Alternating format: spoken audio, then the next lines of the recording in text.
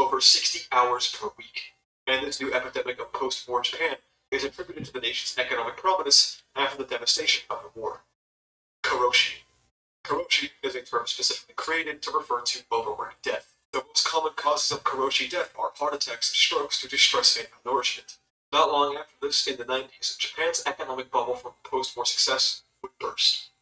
By 1994, there was long-term economic stagnation, ushering in what would be called the lost decade. Starting off Generation X with a recession that had not been seen since the post-war period. This employment ice age still shows effects to this day, with violent crimes linked to difficulty finding full-time jobs. So, let's take a step back once again and take a look at the full picture here.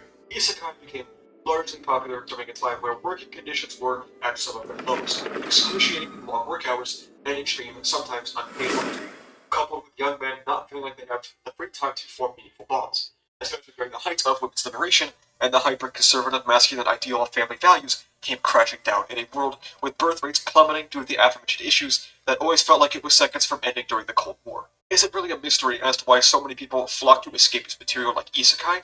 Somewhere that wasn't here? Isekai would continue to grow dramatically into the 21st century, and the 2010s would mark what seemed like an unstoppable isekai boom. You wanted something new and refreshing? Boom! Man-turned-pig isekai. You were hoping this season of anime would have a good female cast? Boom! You're a fucking sword isekai. You expected something of substance? Boom! Vending machine isekai. The genre got so unbelievably massive that multiple story writing competitions, including Bagaku Free Market and Katakawa themselves, would ban isekai from their contests. It might as well have become synonymous with anime itself about a decade ago. Absolute titans like Sword Art Online, Tanya the Evil, ReZero, Mushoku Tensei, Bookworm, Konosuba, all of these started around the same general time. As we established earlier, a mass trend suddenly taking off is usually indicative of something. What would we find if we examined the political landscape of Japan in the late 2000s and early 2010s? Japan's Prime Minister from 2001 to 2006, Junichiro Koizumi, was the president of the Liberal Democratic Party, and has become known as a neoliberal economic reformer. Utilizing a document called the Basic Policies for Economic and Fiscal Management and Reform, Junichiro wanted to help breathe new life into the Japanese economy after the bubble burst in the 90s. He pushed his party towards neoliberalism, putting the nation on the path more akin towards the United States, fighting for privatization of the postal system, attempts to privatize public highway companies, cut subsidies to agriculture, and a desire to reform the pension and health system. In natural libertarian fashion, the stock markets were surging, and as we established earlier, if the economy is doing well, then surely everyone must be happy. That wealth, as always, concentrated at the top. Unemployment would slowly decrease, before having a major spike in the 2010s, and wages would remain largely stagnant. To make matters worse, the wage gap between men and women is substantial. As income inequality grew, and more Japanese people were feeling disenfranchised in a post-Koizumi neoliberal Japan, young people like Makoto Miyazaki would state that he feels like forces outside of his control are going to dictate his future. Millions had given up on the goal of lifetime employment, a concept in Japan where graduates would find work and be basically guaranteed a place to stay until retirement. Instead, people had become, quote, freezers, with most people who find work only finding temporary or part-time work, making up a third of the workforce, up from the 16% it was in the mid-1980s. In 2013, the Health and Global Policy Institute found that the number one motive for committing suicide was health, and the second, financial issues. After the bubble burst in the 90s, a sharp increase in suicide was reported, and it would stay almost consistently higher in the 2010s. In 2008, 4,850 young adults in their 30s committed suicide in Japan, the highest since they started keeping numbers in 1978. Glory to the Shogun! A major reason for suicide among those in their 20s is failure to find a job, and the number of suicides linked to that Do your worst! increase since 2007. Additionally, an aspect of Japanese society which could be associated with increased suicide is that of social isolation. We shall prevent. This figure shows the degree of contact individuals have with friends, colleagues, or others in social groups among It's a good night show. countries. Leave it up to me. Japan is the most socially isolated country, as economic disenfranchisement swept the nation, and as the social ties of the average Japanese person slowly dwindled, some people were left to just consume. They would consume slice of life anime, something that grew in popularity in the early 2000s, being used to splash color in someone's everyday life. Not just that, but gaming became a large method of escapism. From Dragon Quest to Final Fantasy, these games introduced a type of Western culture that the youth were unfamiliar with, a feeling of somewhere that isn't here, further establishing the trend of medieval European or fantasy backdrops that would continue on into the anime era. After the debut of portable games like Pokemon, and games which would become reliant on domestic communication environments like Monster Hunter, these These two games would allow you to cooperate or play with other players, gamifying the relationships of players. Okay, so we can pin down the 2010s being a time of economic disenfranchisement, a period of solitude for Japanese people with rising unemployment, wage stagnation, and with new methods of escaping their circumstances into cultures that these people might have been unfamiliar with, all the while diving deeper into augmented reality by gamifying their real-life relationships. That could be the reason as to why there was a huge isekai explosion in the 2010s. But just like last time, doesn't it feel like something is missing? Yeah. Don't waste my time. Submit. Give up.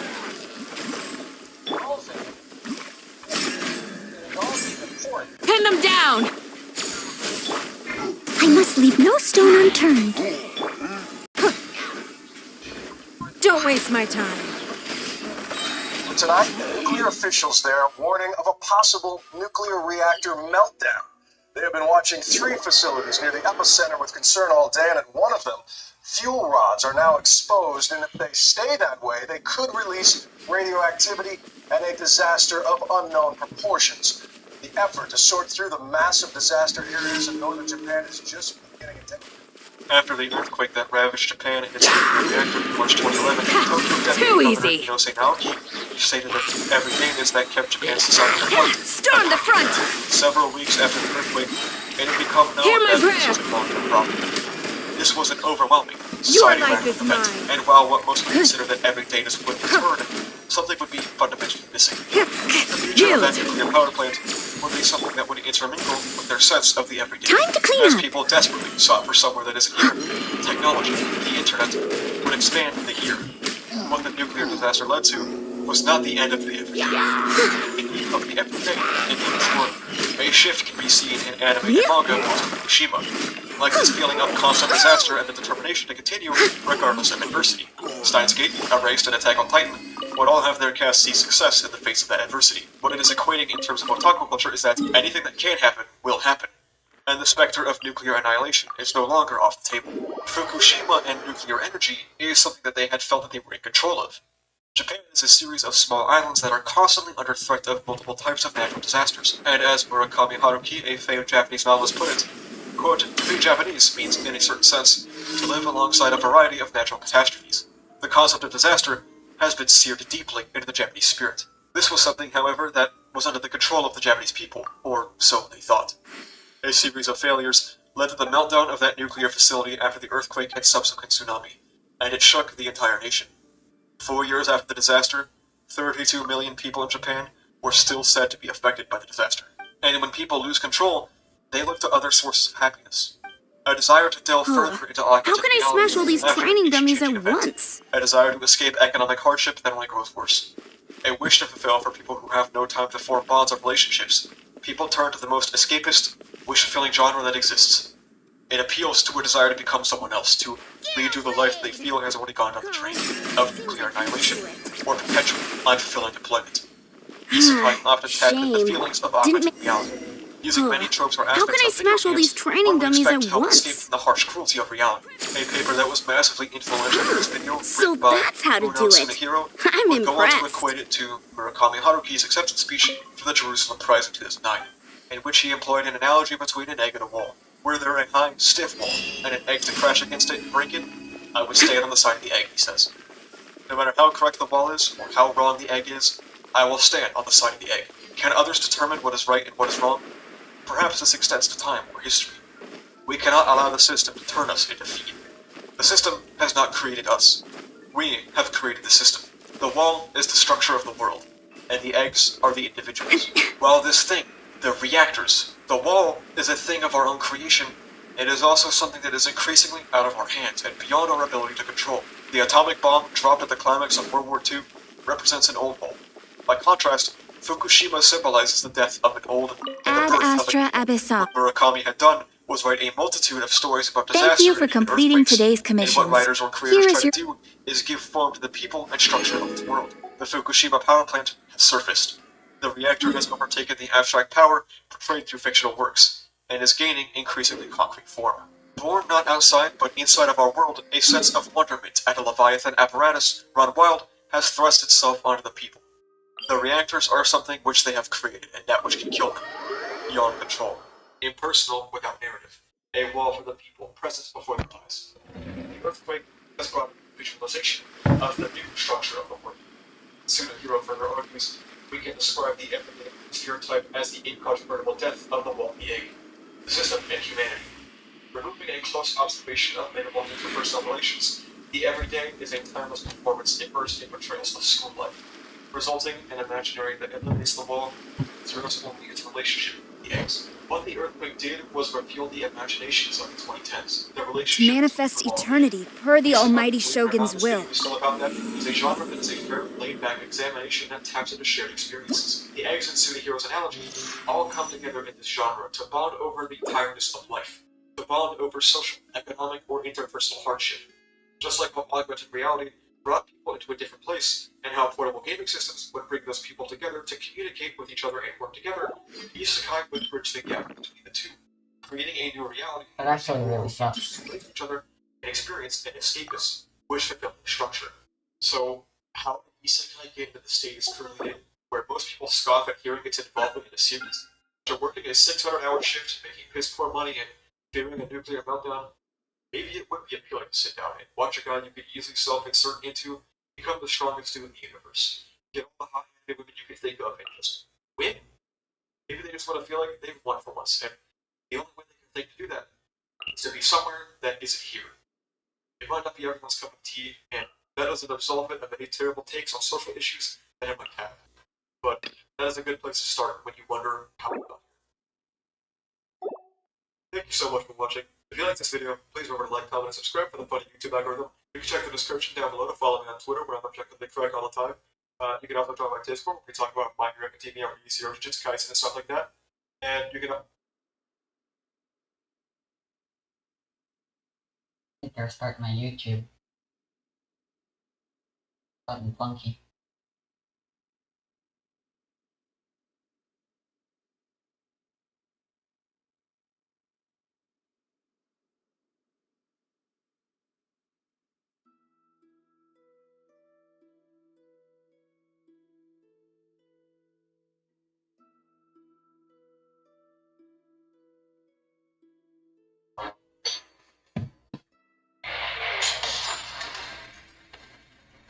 Jean Grey, the marvelous phoenix of the X-Men.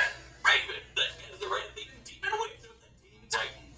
If absolute power corrupts absolutely, in our quest to contain the beast within, we may well be consumed by... He's with Boomstick. It's our job to analyze their weapons, armor, and skills to find out who would win a death battle. In Greek mythology, the majestic phoenix bursts into flames upon its death, then rises from its own ashes. It's a symbol of nature, rebirth, the dawning and setting of the sun, the beginning and end of life. A cycle poor Jean Grey was thrown into way too young when her best friend was struck by a predator. Just like a phoenix, the trauma of Annie's death was the start of something new. Her mutant power of telepathy. In Annie's fleeting moments, Jean bonded with her mind, and they experienced her death together. By the way, Jean was dead. Enter Professor Charles Xavier, who hoped to help Jean through her trauma. And was also a telepath. He taught Jean how to control her ex-Jean, and she used her powers to find other troubled mutant kids around the country. Thus, the first iteration of these marvelous mutant superheroes was born, the X-Men. Cyclops, Iceman, Beast, Angel, and of course, Marvel Girl. We can workshop that name. Jean's potential as a telepath was incredible, so far beyond Xavier's, in fact, that he installed psionic blocks in her mind to limit her full power. At least until she was mature enough to wield it safely. She can read and control thoughts, communicate telepathically, rewrite and erase memories, manipulate each one of her senses, and project her mind into the astral plane. Jean is also an expert telekinetic, capable of forming energy barriers, deconstructing giant machines, and even halting the blood flow to your brain. Starting to feel like the guy with big hands who can climb good is a little out of place, but Jean's life would change forever, again, on one fateful mission. Trapped piloting a ship through a solar storm, the Marvel Girl came into contact with an incredible energy. It merged with her, greatly enhancing her power. But there was a catch. This thing wasn't just a power boost. It was a giant Dance with the waves! It's the embodiment of the Big Bang. Destined to consume all Sign here, please!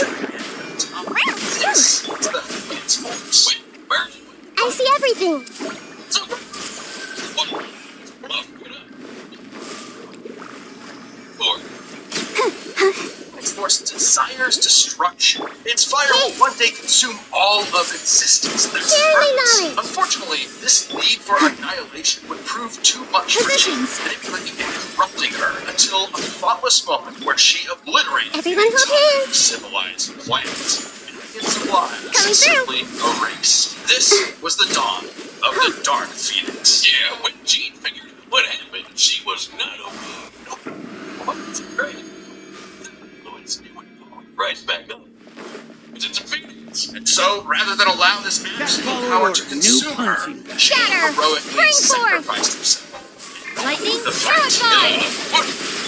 Stay put! Shadows of fate! Fate is upon you!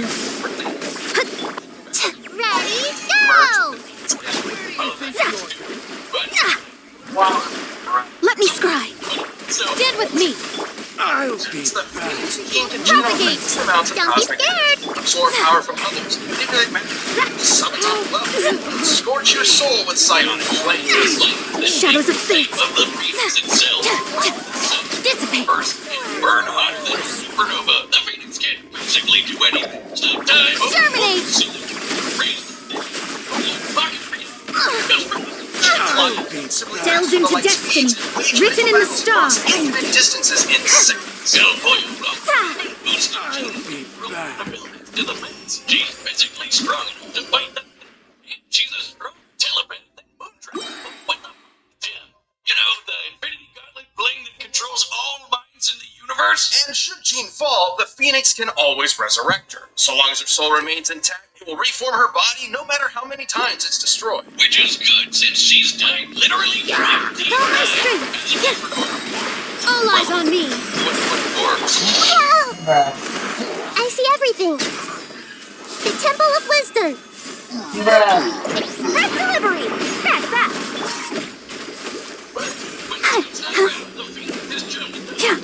Rachel Gray, Hope Summers, Everyone hold hands! it's gonna be for redheads. Coming through! Who was it back? Here! Muslim study it?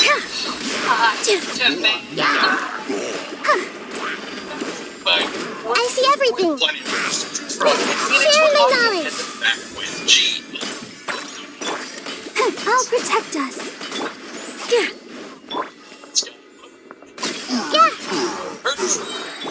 Service with a smile! According to the Phoenix Force, she is its perfect vessel. The Phoenix is powerful with the enough to scaling the waves. limits and defeat the being Necrom, who is going to collapse the Temple of multiverse Wisdom. into a singularity.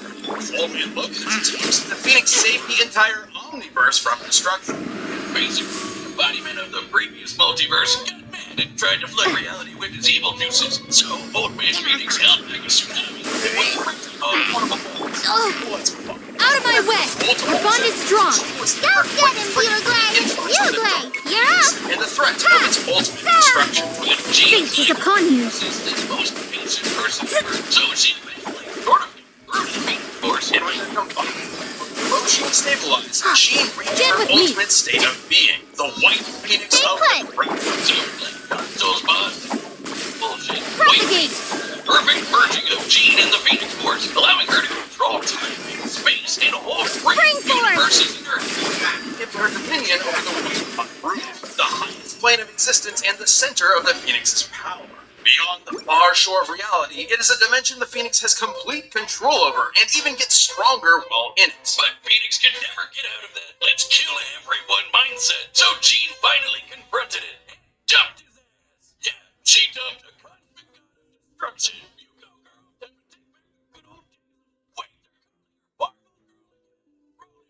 But like a phoenix, the two will inevitably rise again and reunite, refresh and renewed, with a passion that can melt stars and set our souls aflame. This episode is sponsored by BetterHelp. it can be easy to spend all your friends. With all my strength! Hey, It can be an incredible asset to your mental health, even if you don't think that. you need it right at this Let the moment. show A lot of these begin. problems can be hard to spot without self-reflection and an outside perspective. It's easy to accept things the way they are without realizing that maybe they could be better. Everyone can benefit from becoming the best version of themselves. Make yourselves at home. Setting boundaries, supporting others without Coming leaving through. yourself behind, all incredibly important to practice in your journey for self-fulfillment. I And see in this everything. super busy world, BetterHelp is I'll entirely protect us. Huh. flexible to your schedule. All you have to start is fill out a brief questionnaire to be matched with a licensed therapist. And if you'd like to make a change, you can switch therapists at any time at no additional charge. Better. Find more Bond is balance strong. with BetterHelp. You Visit Glenn. BetterHelp.com/DeathRattles Decided by today to get destiny. 10% off your first month. That's BetterHelp, HELP.com/DeathRattles. Lightning Sheriff! Once upon a midnight dreary, the demon Lord Trigon had a plan to escape his extra-dimensional prison. By manipulating a poor young Gothamite named Angela Roth, he would spawn a half-demon child that would summon him to Earth. See, this is one of the many reasons you don't live in Gotham. Thankfully, Angela was rescued and taken to a dimension called Azarath, filled with a bunch of filthy space hippies. And there, he would have her doomed daughter, Raven. The Azarathians were terrified of Raven. If she ever lost control of herself, even for a moment, she could release Trigon into the world and kickstart the apocalypse. So they trained her to control her mind, forbidding her from feeling any emotions whatsoever, and thus suppress Trigon's influence. Which is smart, since even without Trigon, she's strong enough to accidentally destroy the universe. I don't know, Wiz. Being told that if I get too mad or too happy, I'd let loose the actual devil might just make me a dead man. Prequel trilogy, School of Psychotherapy. Learn some sick magical powers. Raven is an empath and can sense the emotions of others even from across the universe. She can shape those emotions so precisely it acts as a form of mind control. She can sense your presence, absorb and redirect your pain, steal your energy for herself, communicate telepathically, erase memories, or just turn your brain off and put you to sleep. Her telepathy is so strong she could resist a mental attack from the Hive Queen, whose psionic abilities could overpower even Superman's mental defenses. God, I could use that some nights. And he can resist mind control from dudes who can destroy the multiverse. Seems like she's got this emotion shit locked down. What's the problem? Her very soul. While her body is ostensibly human, her soul is the locus for Trigon's corruption. And she can separate it from her own body in the form of her silhouette. It's a bird! It's a plane! No, that's just a bird! This soul self is non-corporeal and can be controlled from an interstellar distance away. She can use it to fly, teleport across dimensions, possess people, smash ponies like a battering ram, and even absorb things into a pocket dimension of infinite darkness. Or the nightmares. It can also regenerate from complete disintegration. Sort of like a soul healing factor. You know, they probably should have thought twice about making the person who can accidentally end the world such a badass. Given Raven's fear of her dreaded destiny, it's fitting that her soul self should take the form of her namesake, a raven. Across multiple mythologies and cultures, the raven symbolizes prophecy, death, and ill omen. Hey, if ravens mean bad news, what about...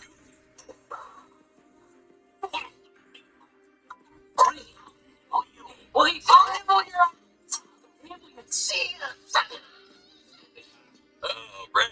They symbolize assholes. Upon turning 18, Raven feared Trigon's growing presence and went to Earth to form a super team capable of combating him. Screw you, Satan! It's the Teen Titans! These kids may seem like the Justice League Junior Edition, but with Raven as their white and black mates combo, they were button saving the world. You can have Warrior, too. On one of their adventures, Raven's physical body was enhanced to match Donna Troy, an Amazonian strong enough to withstand a blast from the Universe Buster Monarch. Well, that's just bad game design. Raven's vast arsenal of magic includes lightning, force fields, illusions, telekinesis, shape-shifting, matter manipulation, stopping and traveling through time, and most dangerously, her control over souls. She can rip your soul out of your body and absorb it to get stronger.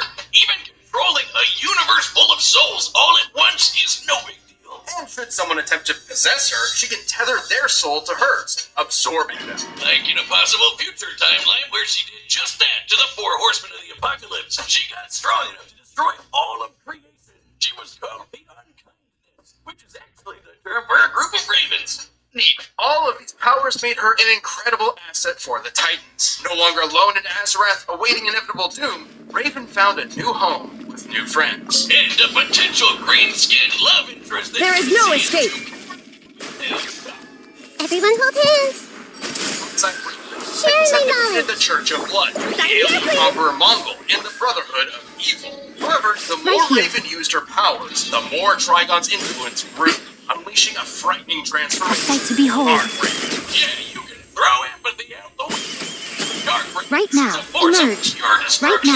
Right A perfect vanguard for her Pop's Hills army. Like Coming the through. Fifth Era, where she led Shine Trigon's down. forces conquering worlds for, quote, An eternity. Even destroying her body won't Hey. much. She'll just keep fighting as a The Temple of fist Wisdom. demon ghost. But the Titans were not there with Emerge. their friends. With their love and support, Raven overcame her dark side and purified There her is no soul escape. to become her all Minute powerful. to memory. We've been talking around him for a while, but Trigon is one of the biggest bad mother effers in DC Comics. Literally, evil personified. He's wiped out the Justice League with no effort, including our old pal, pre-crisis Superman. The same Superman who flew so fast he broke the bonds of infinity. Trigon's destroyed entire universes, matched the fifth dimensional imp Mr. Mxyzptlk, and even killed Dr. Fate in an alternate dimension. The same Dr. Fate flew across reality with the velocity of thought. Yeah, he's pretty strong, but so is Raven. Lights See, out. Raven was raised as a pacifist. Stay The put. right, she let loose her father's powers when Power of the Ended Python. His power never Shudder. belonged to her father in the Freeze first to the place. core. In terms, Trigon had no idea how strong his daughter really I condemn was. you. When the Rings of Azar, Raven bonded with Azeroth to overpower Trigon and destroy his soul. Our body more got speed. nuked in the process. She just kept superheroing with it. That's right. Yeah. You, Blade. You're Without her up. father's direct influence, Raven's incredible power continued to prove impressive. Like the time she fought the Spectre, You an can't unknown run. angel of wrath Beg for whose conflicts mercy. often threaten all of reality. Long have the legends Punishment. old proclaimed Yeah. the powers of the GM, but I never Stay put.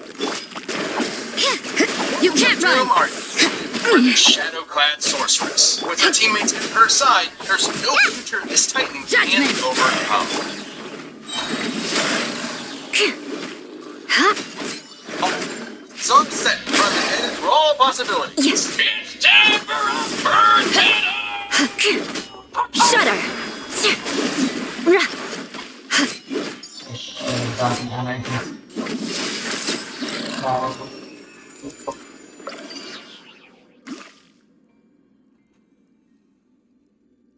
Burn my home to ashes. The demon inside you is too strong to be left alive. I'm sorry. This is for the good of the universe. You want to learn some Favonia's blade work?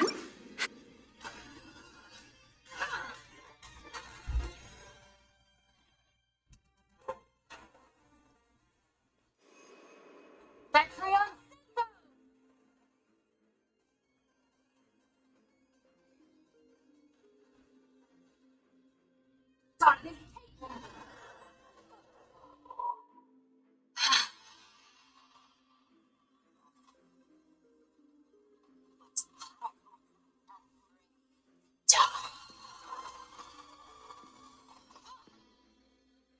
You don't control my mind.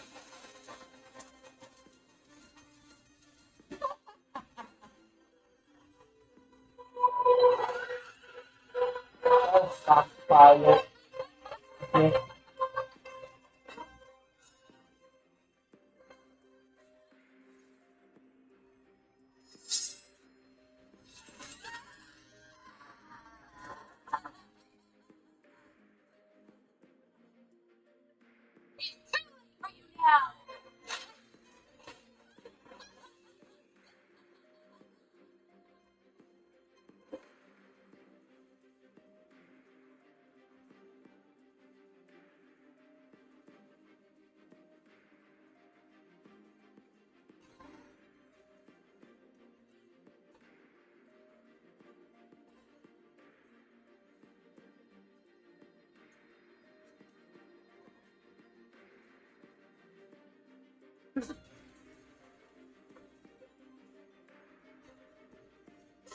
Cleanse your demons, steer and scorch them all.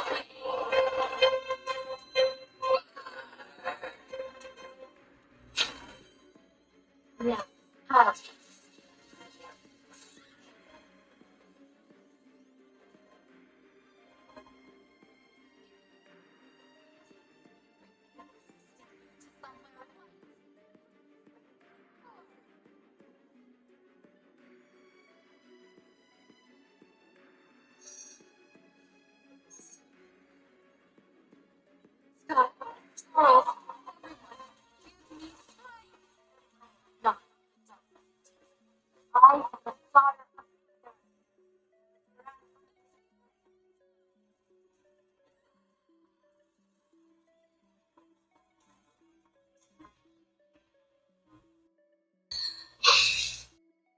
Well, she'll come back to life anyway.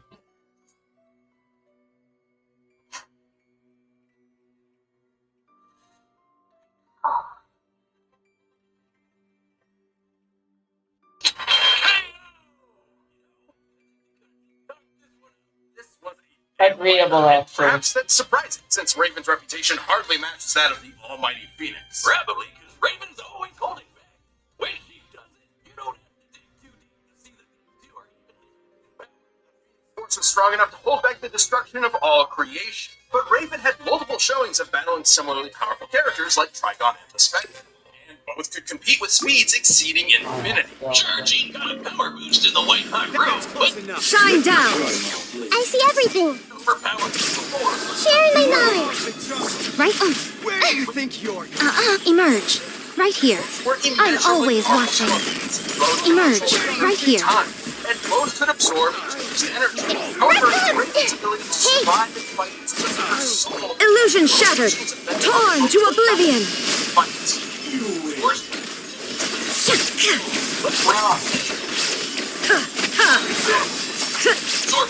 Shine down. While the Phoenix's fire has shown to burn souls, Raven's has regenerated from complete disintegration. On the flip side, Jean actually had very little defense against Raven's soulmate. Crush.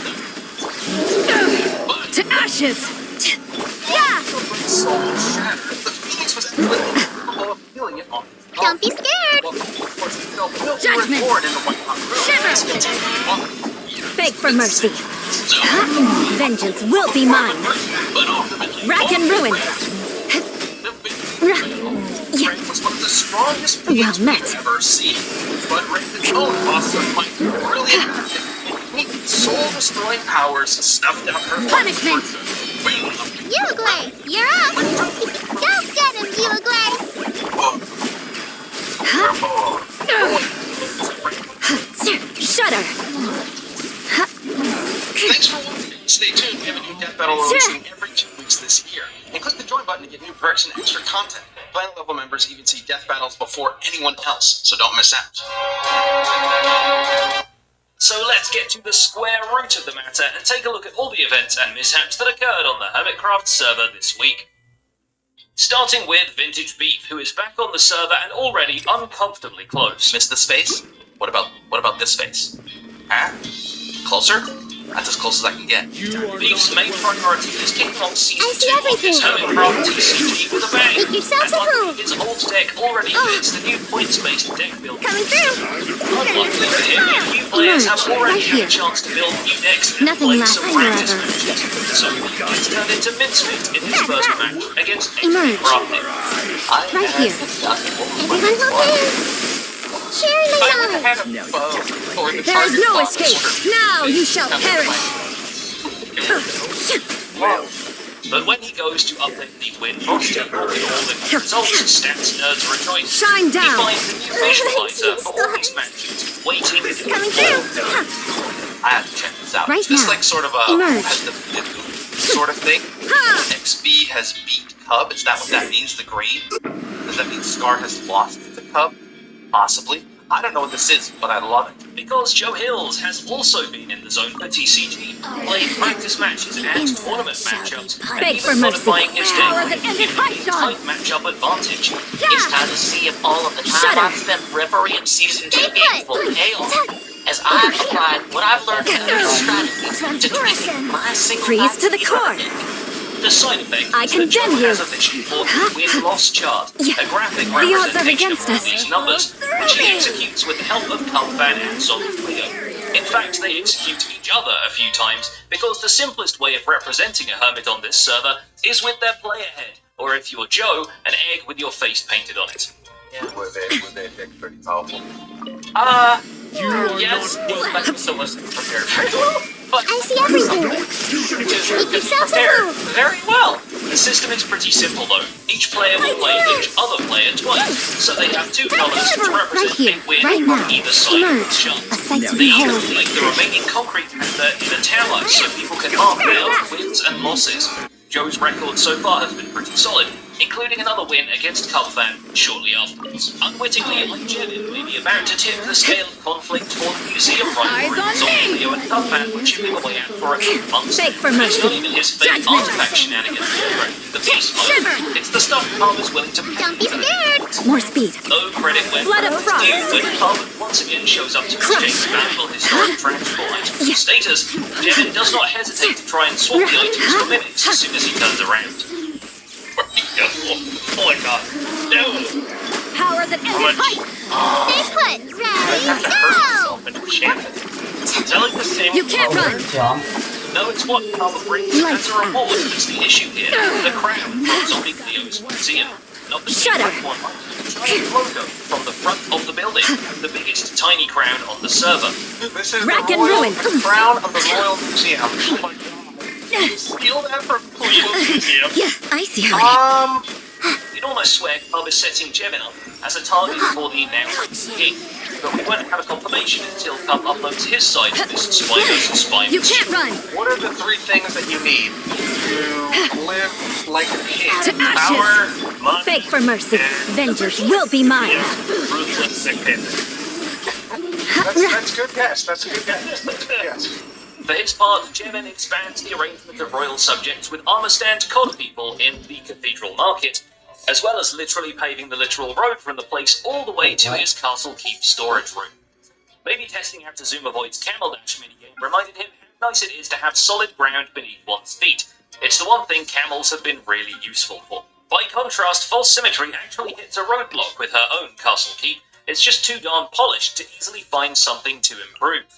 But knowing me, I'll be back soon and I'll find yet another thing to work on when the inspiration finds me. Luckily, this is a multiplayer series, and her services are always welcome in helping other people polish up their builds. As such, Tango Tech directs her attention towards the borderline embarrassment that the Nether Portal to his Decked Out 2 minigame is. For how imposing and epic the Frozen Citadel looks, you get to it via a 2x3 obsidian frame, and that's the wrong first impression. Not very fitting of the castle behind it. No? I thought this was your plan. I don't know. I spent many hours working on it. What do you think? Is it good? Eager to help, False tears into the snowy landscape Joe Hills so lovingly formed, and raises a floating platform with a nether portal large enough for you to do your big entrance. It only looks a little like the Skyrim logo, which we won't hold against it. Besides, it already is held against the actual Frozen Citadel, with the Divine Bridge of Decked Out here. And it works beautiful. I'm very, very happy with that. And I'm actually going to leave that portal down there as a little bit of decor. Going to make it look a little bit overgrown. If you hadn't already caught up with the Robot Royal Rumble last week, look no further than Scar and Rendog's videos. From Ren's perspective, we get to see all the tactical espionage action before the two sides finally enact their revengeance. So if you want one last sniff of Doc M and Rendog acting as an adorable pantomime haystack, this is your chance. Doc is literally the bottom of the sniffer, and you're talking about You just called us up. You take that. Perhaps the highlight of the entire thing is the moment of reflection when Ren finds himself flying a TNT duper directly at Rian's base, wondering out loud if the thing has an off switch. Oh my goodness. We're just beelining for Green Space. Do we have enough height to fly over Green Space? Maybe Doc didn't think about that. The Buttercup 2 Perimeter Robot War is truly an event one can't talk enough about, especially as more details of the event resurface. For example, Good Times with Scar reveals his secret plan to defeating Doc by feeding him Buttercup cookies that are, of course, poisonous. Except they are not poisonous at all. They're actually hungerous. They give you the hunger effect. To apply the poison effect, use pufferfish instead of raw chicken. We do find out that he named the cookie shop With Love Cookie Shop, which is very funny because this is the first time I've seen someone misspell salmonella as love. But perhaps the kicker in the entire video is this. Scar is offering 32 diamonds per week to any redstoner in his employ. Even for this late in the season, that is a lot of money, especially out of the park that has yet to sell any tickets. All the luckier then that he just made enemies by proxy with Collective, so at least the tech union won't be coming for his money. You know, our confidence is our strongest power. Higher, higher, pants on fire! Go! Away. Out of the front! right What here. are those Let the enemies show about to become begin. employees? Doc M hears about the handyman vacancy at Scarland and signs up as a candidate. Wondering Rain if he can outlines get your behind fate. any line Rain projects cutter. against the Scar to You're stop the factory. toast. Boba, Because Doc's get them. claim is that he's to defend Buttercup team victory by self-destructing his slime goat, just so they get off his back for a while. And also, Time to go. so these butterflies would have stopped anyway. They would have never Body and done mind. damage to the base. No, my sword. Time to act. Rain outlines your fate. Witness the In the power of recent Guwa. ceasefire that follows this clash of titans, Doc decides he needs a better motivational poster. So after destroying the Live, Laugh, Love sign, he replaces it with his own goat motto, layering features into it as it goes. Yes, by now, I'll build a fully animated piston right here. And then, just triple check the redstone. No, my again. sword. I think that would be good. Once he's done, it's an 80-meter high billboard with backlighting, text made of diamond ore, and an upscaled model of a piston pushing a wither skull. Despite wanting some peace, this man has no chill, and neither do his army of redstone enthusiasts. Let's I get down wasn't to correct. business. Nothing happened this week. Maybe Power I of just the said Desert Python. Shudder. So perhaps it's fitting that when Cub asks him Game's for up. some philosophical Game's over. thoughts on life, Quietly redstone, now. and becoming the goat, Busted. Doc looks to the community for answers. And finally there's Impulse Crush. SV, who just got Freeze back from to the NCC core. training, and why are there Eye eggs for an eye. everywhere? If you remember correctly, who was the one pushing Green to do the back of his base when Get down to he business. didn't want to do it? So it seems I inadvertently kicked off what may end up being another war here on the surface. Shudder. Once he gets up to speed on the Buttercup's perimeter war, he kind of feels Quietly responsible now. in a chaos theory kind of way. But eventually Things are the about to get takes dicey. place, so he later returns to the scene of Orders his given. crime to Orders witness the received. afternoon of the Crush. butterflies flapping their wings. Despite being firmly grounded, the Dwarven also needs wings, and this week Impulse works on a grand forge capable of smithing weapons of enormous power. Gotcha. And destroying them too Quietly before that now. lava is anything to go by. But the true weapon Beg for is mercy. the power to make decisions. So Eyes on taking his me. cues from NCC, Impulse steals an errant dragon. and Vengeance builds himself will a be secret mine. mode where the egg is Rack and ruin. but to teleport between the green or red More concrete speed. block to help him make 50-50 decisions. Although after being told he is to continue poking his nose into the ongoing prank wars, he at least double checks Shudder. that the magic ball is capable of telling him Busted. no. Should Impulse Quietly now. get Game's involved up. in the Fun's fight over. war? Crush. Well, there you have it, everybody. Should I get a cheeseburger today? Okay. Shudder. I really like this machine. It's about it for this week's Recap Power Writer Exploit. My name is PixelRx. Captions on this video were provided by AR. Don't forget to leave a like while you're still here and subscribe so you won't miss future recaps. Thanks for watching, and we'll see you next week.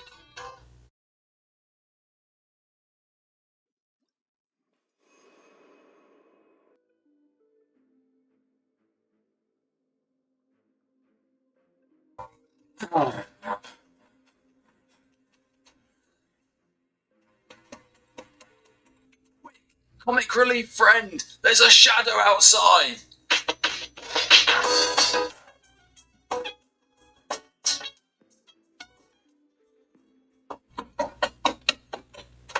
Quickly, pink girl, there's a shadow.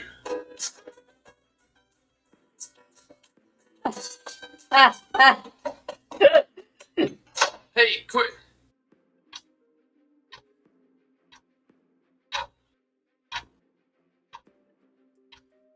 Listens to me.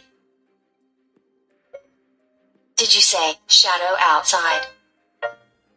As a shadow killing weapon, I will eliminate all threats and protect you no matter what.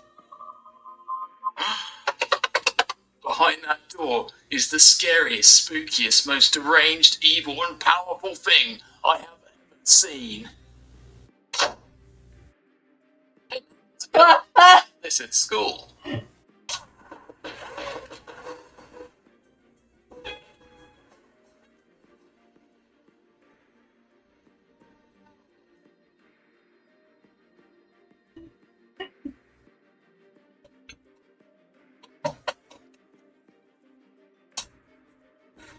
What the?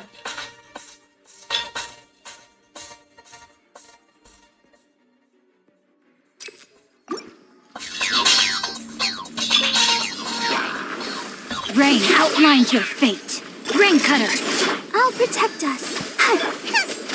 Eat this!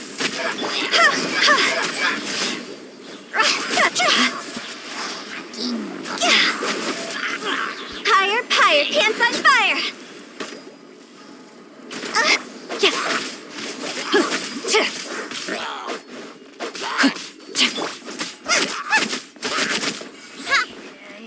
Out of the frying pan! No, my sword! Rain outlines your fate. Let me weep. Let the show begin.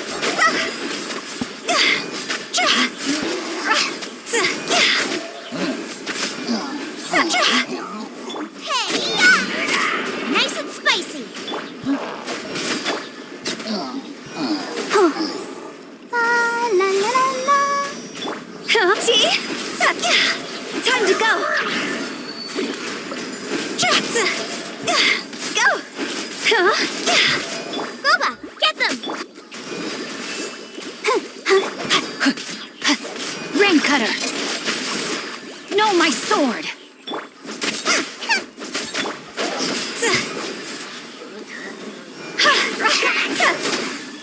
Eat this! Out of the frying pan! I'll protect us.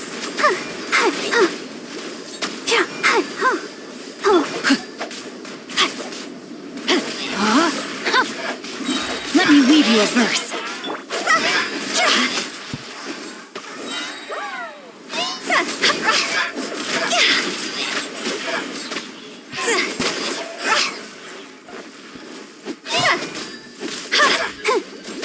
Nice and spicy. No, my sword! See?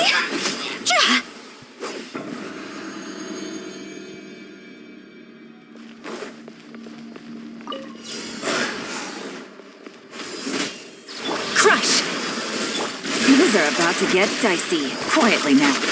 Beg for mercy. Rise. To ashes! Ugh. Sacred name, fortune preserver. Crush! Blood of frost! I condemn you!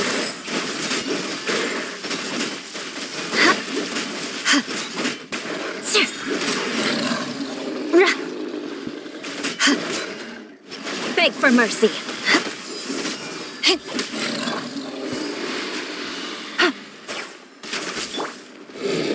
Life goes on.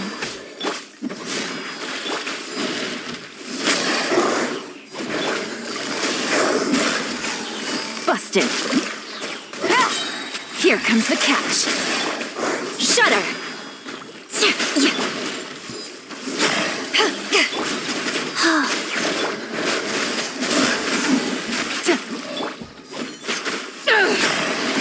Crush.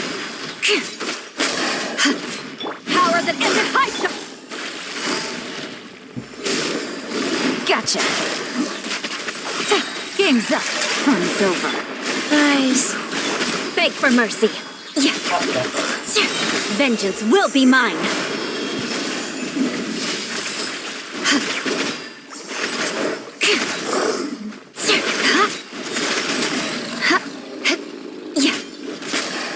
Crush. Busted. Orders given. Orders received. Beg for mercy.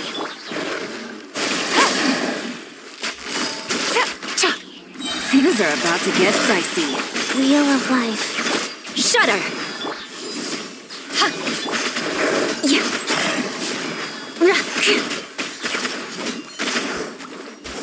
Rack and ruin.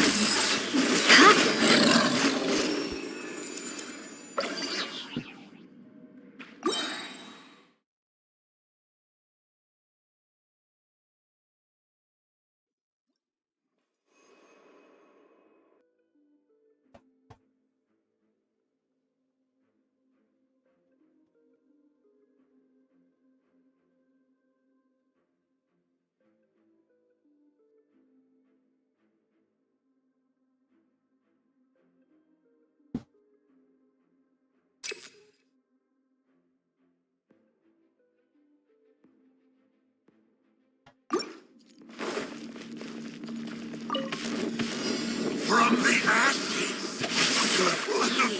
Witness the power of Gua. Let's dance. Cross over.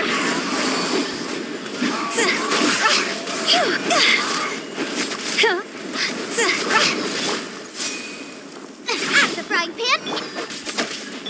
I'll protect us. Rain outlines your fate. Huh? Rain cutter.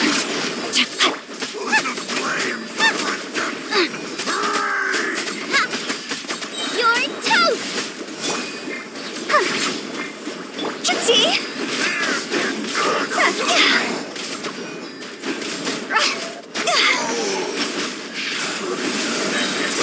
Higher, pants on fire. Boba, get them. No, my sword. Let the show begin. Ready, steady, go!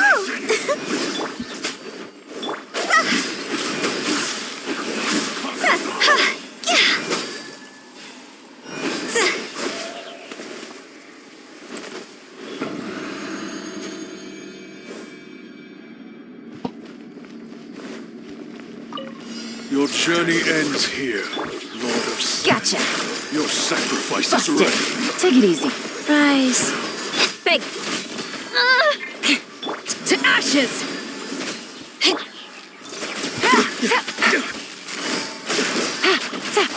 Here comes the catch.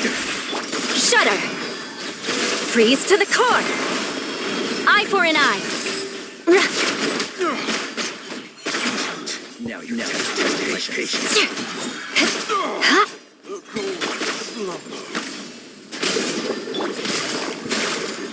Gotcha. Beg for mercy.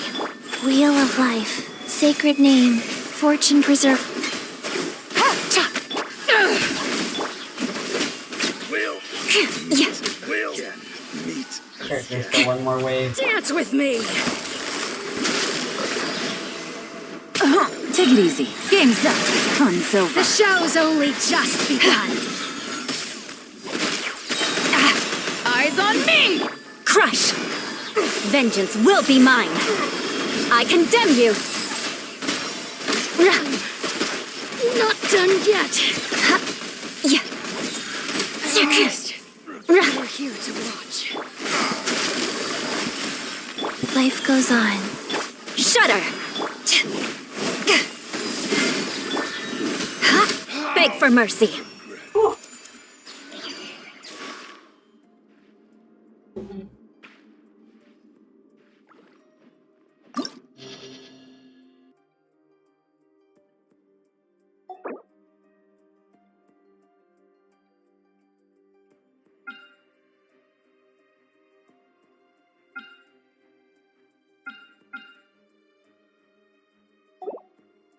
No thanks.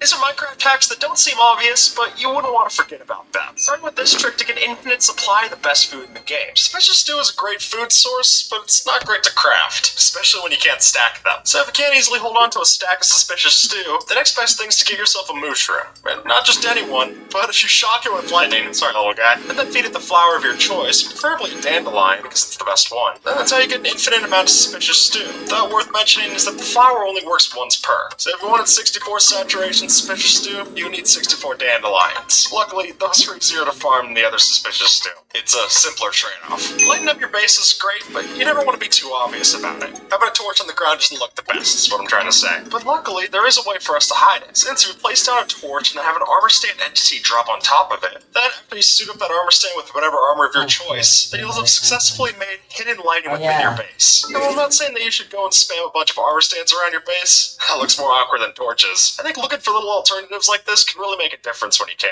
Splash bottles of water normally seem like a waste, and usually when you see one of these, it means that you accidentally put gunpowder in a step too early in the brewing stand. These can actually be pretty useful. Since when we can't bring water to the nether, we can use one of these to douse ourselves and put yourself out if you can't from the fire. And you can also throw it on the ground to get rid of actual fires that are around you, meaning that even if you burn to death, your stuff won't. If you're working on a building and you need a temporary block, then instead of using things like dirt or netherrack, reach for a powdered snow bucket instead, since these can not only make for great scaffolding to get yourself out of a pinch, but they can also give you a temporary block to place other blocks off of, which overall gives you way less cleanup than the alternative. And I'm the kind of person who's looking for less chores to do, not more. It's great for me. In Java Edition, we trade with piglins like this. In Bedrock Edition, we can do it so much faster. And the reason for that is that we place down 2 observers to create an infinite clock, and then attach to that a sticky piston with a gold block on top of it. Then when you throw the gold to the piglins to trade, they'll see that they're trading every single tick that's possible. So if you've got enough gold to fund it, I'd say pay up. You get yourself quite the show. At first glance, this bridge might seem pretty typical, but when you look close, you might wonder why our fences look this way. Well, truth is, if you tie a lead to a mob and then tie that to a fence, then after you take care of the mob, the rope texture around the fence will still stay, giving us a new thing to decorate with. And while you can also do this by putting an axolotl in and out of a bucket, I will say that axolotls on leads are not slow, so I'd rather take the cruel option. At least it's painless for us. If we take the setup from the piglin farm and switch out the gold block for a lightning rod, then when you throw a channeling trident on top, every time that it goes up and down, it'll strike lightning at the source, giving you an infinite lightning farm, and a workplace hazard if you step too close, which you can then use as a mob converter of sorts. Hey, even use it to get the brown mushroom from earlier. The duty of a Tengu warrior is to watch over the mountains It just and might the take a few attempts. Minecraft has plenty of doors, but what about a dog door? Well, if you want one of these in your base, all you gotta do is break a 1x1 hole